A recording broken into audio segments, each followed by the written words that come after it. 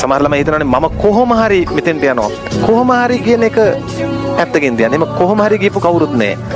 හැමෝම වර්තමානයේ හොඳට වැඩ කරලා තමයි එතෙන්ට ගියේ. එහෙනම් ඔය දරුවෝ හිතන්නේ මෙහෙම මම වැඩ කළොත් මං එතෙන්ට යනවා. ඒකයි හිතන්න ඕන. අපේ ළමයින්ට පැටලෙන තැන් කොහොම හරි යනවා නෙමෙයි. එහෙම යන්න බෑ. එහෙම කොහොමද යන්නේ? හිතන්න ඕන කොහොමද? මම දැන් වැඩ කළොත් මම එහෙනම් ඔය දරුවෝ ප්‍රශ්නේ එන ගානේ කොහොම හරි කරලා ඔත්තට වැඩ ටික කරන්න.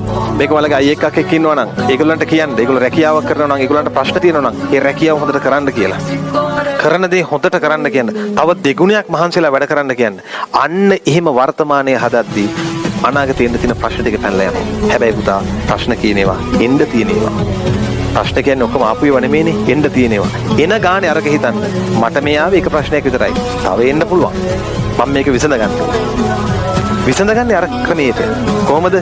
ගින්නක් එද්දී වතුර